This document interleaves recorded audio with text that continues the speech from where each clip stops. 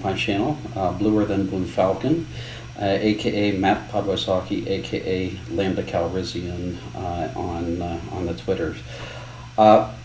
So we've been going through and covering the advent of code with RxJS, trying to let you know kind of how you can learn RxJS pretty much from scratch. And by the end of this, you'll probably say, well, duh, I probably could have implemented it myself.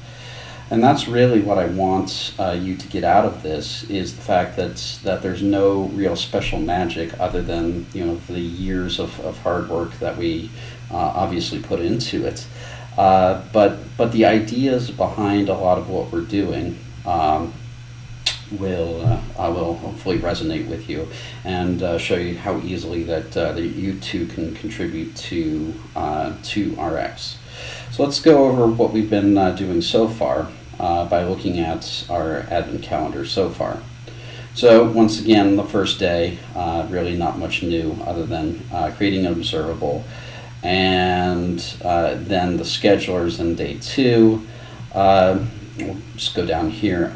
Then we had creating observables the easy way, and that's using of and from and generate.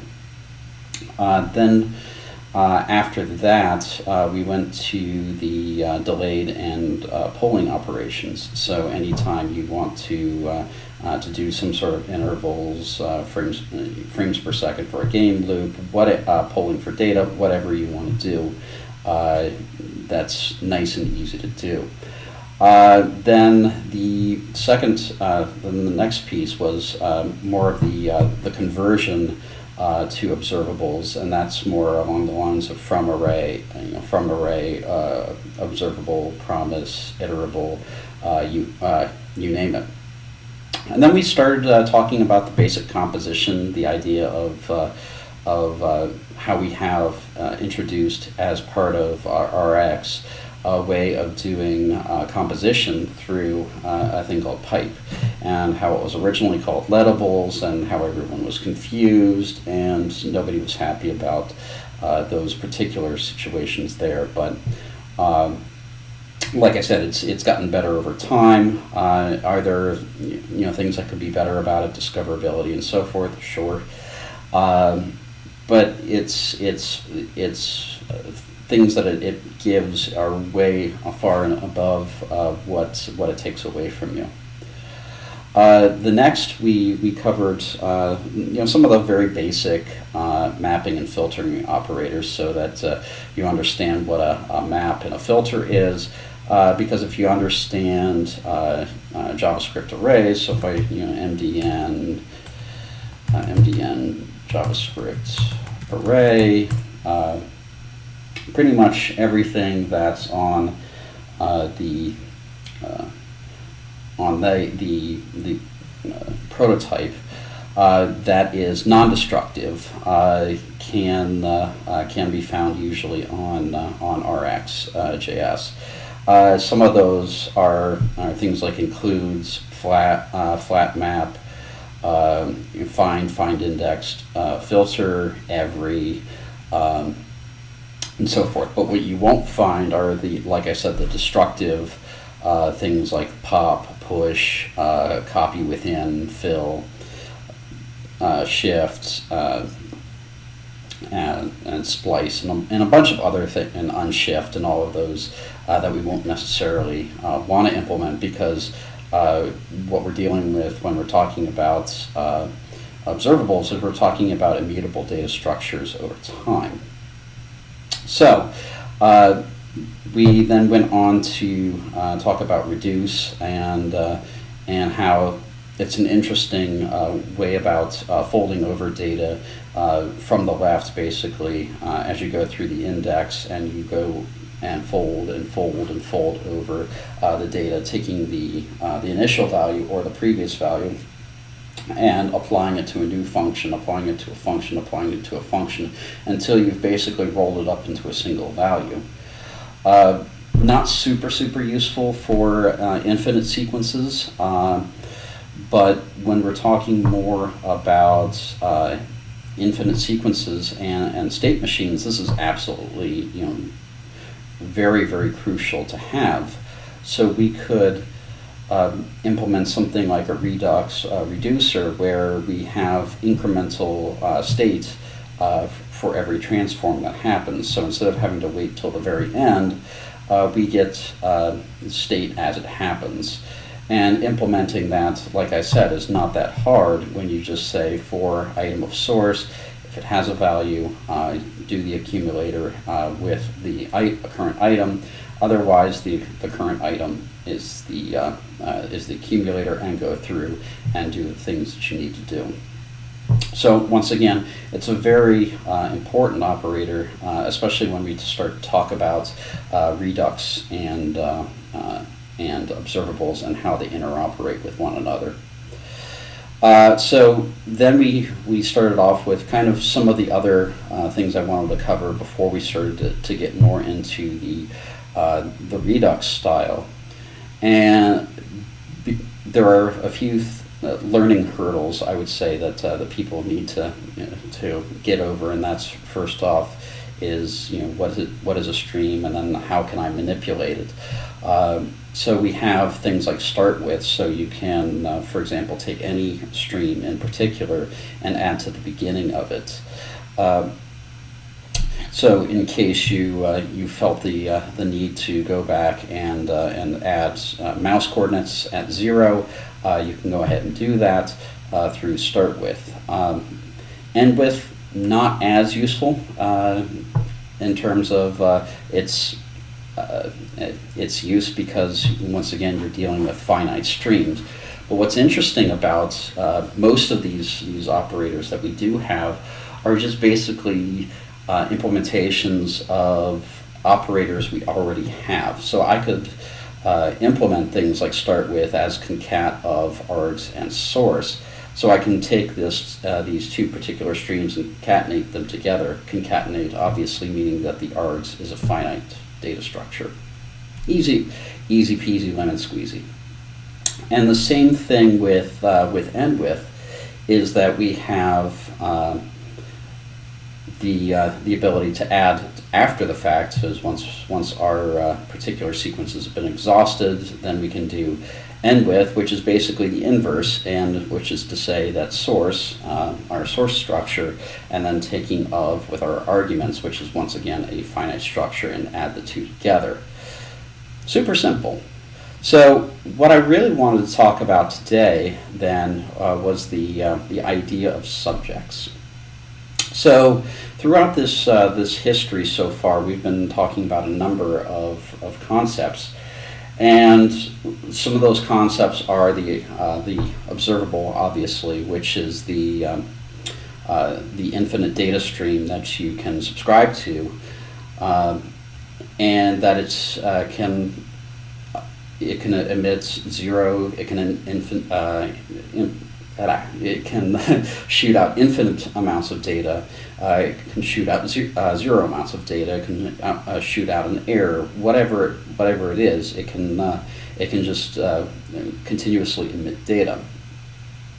And then you, on the other side of things, then you have the observer. So the observer is the data sync piece of it that allows you to subscribe in such a way that the observable calls back into you, so that you can receive the next data that comes through, or the error data that comes through, or the completion handler that comes through. And all of these are very compositional. Obviously, when you can subscribe to one, you can subscribe to the next, and so on and so forth. So this is all pretty easy to understand so far. You've got kind of the way that you would do with events when you have add event listener and remove event listener. But the difference obviously being with subscribe is that we give you back a handle or a subscription which tells you how to unsubscribe from your particular data stream. So these are kind of an aggregate kind of thing, these subscriptions. So for example, when you start to compose together more and more of these streams together, that's the teardown logic is all kind of bundled up into one. So if you're listening and merging together 3 or 4 events at a time, and then you want to unsubscribe, it immediately unhooks all of those event handlers, and you don't have your chance of getting those data leaks. But obviously we've had a number of ways about creating our sequences. But what if we introduced a new concept here called subjects? And with subjects, it's really kind of the implementation of the subject-observer pattern, in the fact that it's very much like a DOM event listener, where a DOM event listener has add event listener and remove event listener, but also has emit. And so emit will allow you to shove any number of data into that particular event handler and have it go through, just as jQuery and other libraries do as well. So it's all kind of coming back to a certain theme, is that once you understand DOM event listeners and everything else, but it's compositional, unlike DOM event listeners, because of this subscription that allows us to tie it all together for the teardown. But the subject is basically what we can do is we can have both a subscribe, a way of subscribing from it, but also a way of emitting data to it. So let's go ahead and dive into some code and make it a little bit more concrete than what we have right now. So let's go in here, and I'm going to comment out all of this code so we can go ahead and get started. So, all right. So I've brought in all of the subjects that we'll be talking about today, and we'll be doing some code examples that you'll be able to play along with later. So if I said const events is equal to new subject, instead of strings, let's do numbers. All right, so then I can do event $.subscribe, and then listen to the next handler. When the value comes through, I'm going to console log, confirm, console.log, and say data, and val, and finish that off. All right, so now we can let's do npx ts node of 11 index.ts. It's already 11th day. All right, so we can show that we're going to get some data here, and as you can see, nothing really happened because I hadn't emitted any values to it. So now I can say event $.next 42. Okay, so calling that, let's do a clear first so we can get a better understanding. So we can then do implement this, and we come back with data of 42. Now what happens if we happen to put something here, for example, before our subscribe? Well, so if I said 56, and let's see what happens.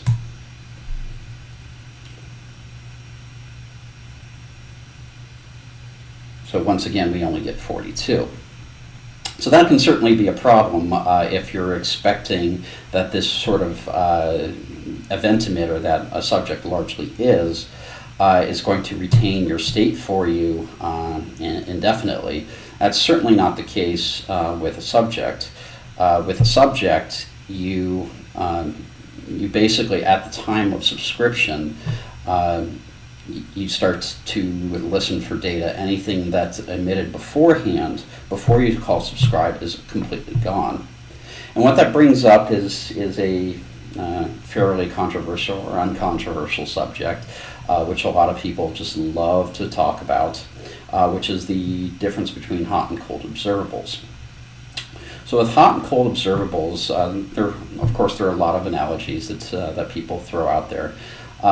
But what I would say is that with hot observables is that data is flowing no matter whether you're listening to it or not. And so if you haven't subscribed to it, by a certain point, you're going to lose that data. So think of this as any DOM manipulation events, as any data streams, WebSockets, what have you, that are constantly firing data at you, and you're not subscribing to it. Well, you've missed that particular piece of data. This is in contrast, of course, to what we've called the cold observable. And with the cold observable, what you get is guaranteed results time and time again, will always look the same. So to kind of put that in code, what a cold observable, so I'll just say, cold observable is just say of 1, 2, and 3. So no matter how many times I subscribe to 1, 2, and 3, I'm always going to get that same answer. And that's different than, of course, of saying, from events, documents, and just say mouse move. So that's completely different in the fact that if I'm not listening to the mouse moves immediately, then I start to lose that data as it comes through. So bad me for even trying to do something like that. So let's go and talk about some of the other things that we could do to get around that. So if you take a look at our lesson 11, we have all the data information for you right there, so you can get caught up. All right, so what we're going to talk about next is the replay subject. So what's interesting about the replay subject is that it allows you to capture all of the data from the beginning of time, as it were, from the creation of your replay subject. And for any subsequent observers that come down the line, they will get replayed that data. Now, obviously, that can be problematic if you're going to replay all of your event handlers and your mouse movements from the beginning of history, because obviously there are limits to what you're going to want to store in code, and your VM is not going to be too happy if you have suddenly 50,000 event objects sitting in cache somewhere. So we kind of give you two escape valves, as it were, to allow you to change the longevity of these particular subjects, or this data store, or whatever we want to call it. And there are two ways. One is by the number of items that you want to put in there, and then the other is by absolute time. So, for example, if I want every 5 seconds I want to give up the data, then I can do so through just setting it in the constructor. The constructor has basically three arguments, but two that really count are the hard limit number of items in our replay subject, and then the other one is the time frame. And so we'll start to basically go through there and cut out data as it happens. So what's kind of cool is if we go and we can actually look at the source, and because looking at sources is always kind of neat to do, we can go into internal, and then we can go into replay subject. So in here we check for our window times, when they're going to happen next, whether it's infinite or not. And whether it's an infinite, it follows a different path, because it's just going to check for the event length and then shift upon that. And otherwise, it's going to do kind of the next time window to take all of the ones that need the time frame there. But like I said, it's fairly fun in terms of trimming the buffer every single time you're going through and subscribing. to make sure that we are not sending back data that you didn't necessarily care about. So we can go ahead and go back to our code and start to play around with this. So let's go ahead and do that by, let's get rid of this code here. Now I can say const events is equal to new replay subject, and I'll say this is once again number, and I'll give it 2. Actually 1. Why not? So a replay subject of 1, which will be interesting because then we can subscribe first here. Let's subscribe to events up here. Okay. And then we'll subscribe again down here. Now what we're going to do is to event $.next 42, and then we're going to do event .next 56, and then we're going, this was received, and this will be received 2, and this will be received 1. Okay. And so then we can do 4 and then 108, because why not? So let's go ahead and look at what our results would tell us here. So the first one received 42 and then 56. And then the second one received 56 because by the time the second came around, there was already 1 in the tank here. They will still go around, and after that, both get the same ones as long as going forward. But it was the time in between here and here that we trimmed our data. So doing it time-based is just about the same as doing it via via just a sheer number. So let's go back to our code and take a look what else we can do here. So once again, if we did a totally infinite stream here, which we can do, we'll never lose data. Switching back to our code, we can instead go back and create it with 0, which means we'll never, ever, ever lose 1. And so implementing this now, we will see that both 1 and 2 gets the same amount of data. So we've received 2, now gets 42, whereas before it didn't.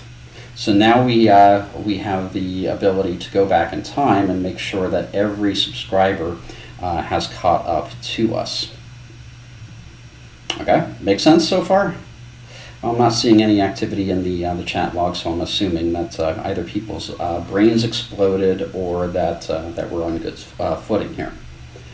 Now, the next subject that I wanted to talk about was the async subject. So, like I said, we have a good number of subjects at our disposal that we can deal with.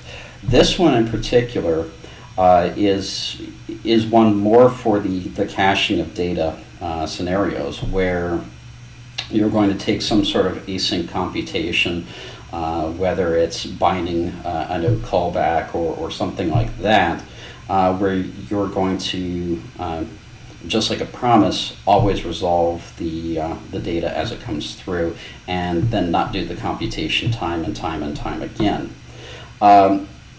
So that any subsequent subscriber then gets the same value without causing any particular side effect.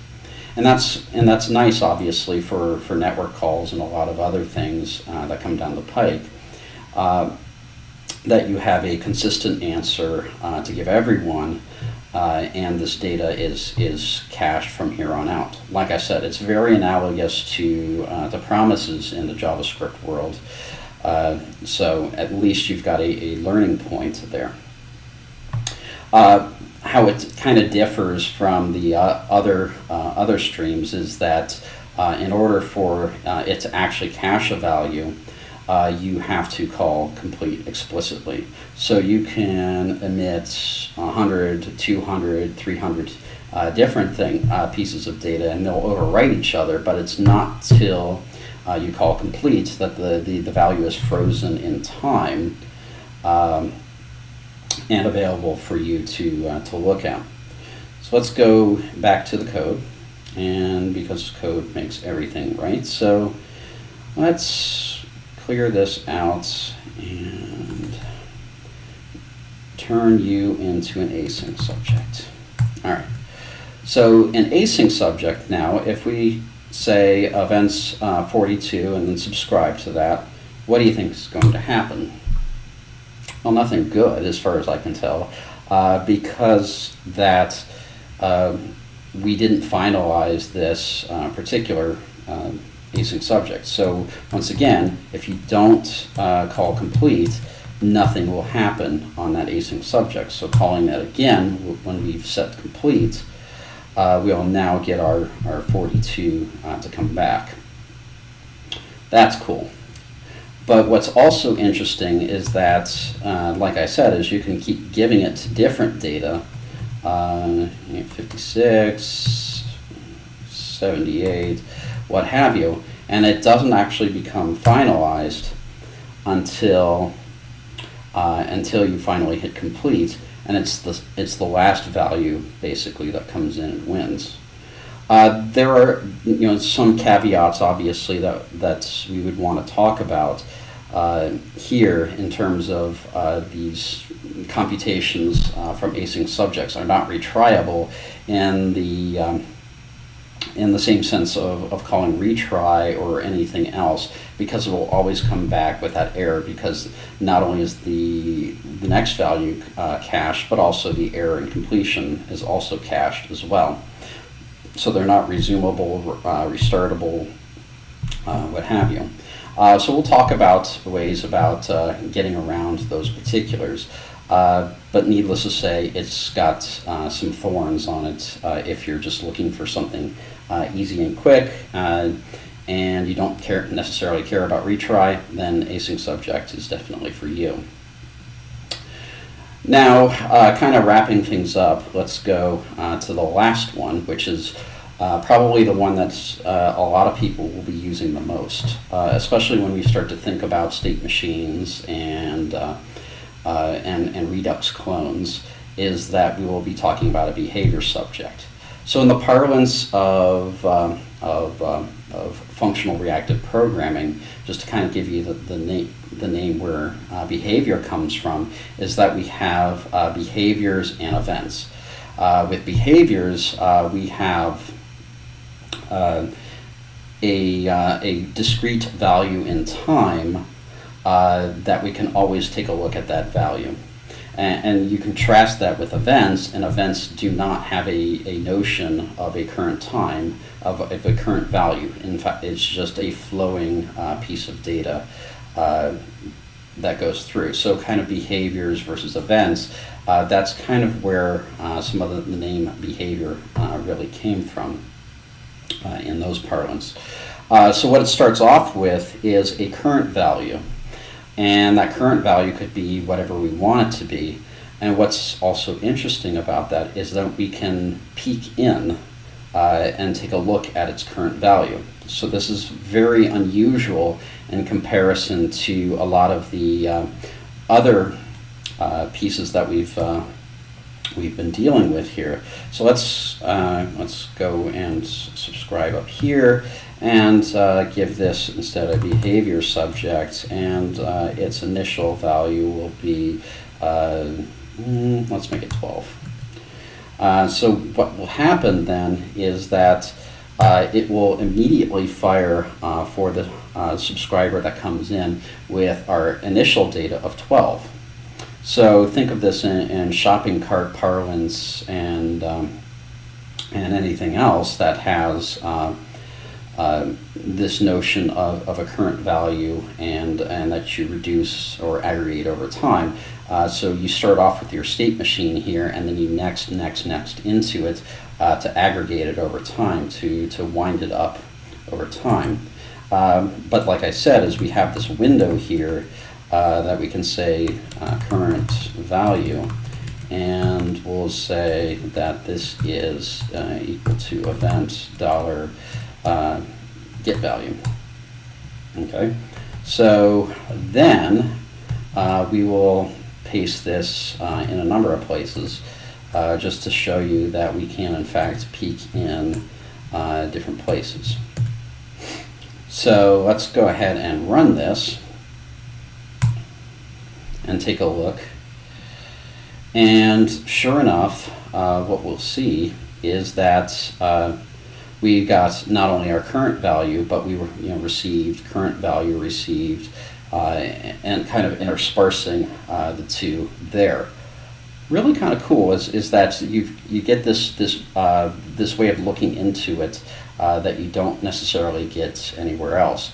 Problem is, of course, when you start to add operators such as map, filter, and scan and so forth, is you lose the ability to call that get value, because the get value only belongs on the observable and not on the subject and not on any observable. So you can't really peek on its value anywhere else other than in the base behavior subject itself.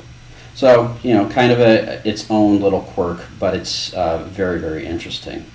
So that kind of wraps up where we are today. So I hope that this has been pretty useful for you, that we can start building our Redux clone now, because we've got some of the basic knowledge here with map and filter and start with and so on, but we also have the ability to create our own event emitters or state machines using subjects. So with that, I want to wrap things up here, and thank you very much. And like I said, if you love this series, please subscribe to me here on Twitch, Bluer Than Blue Falcon, YouTube. Find my videos there. And on Twitter at Matt Podwysocki, MattPodwysocki.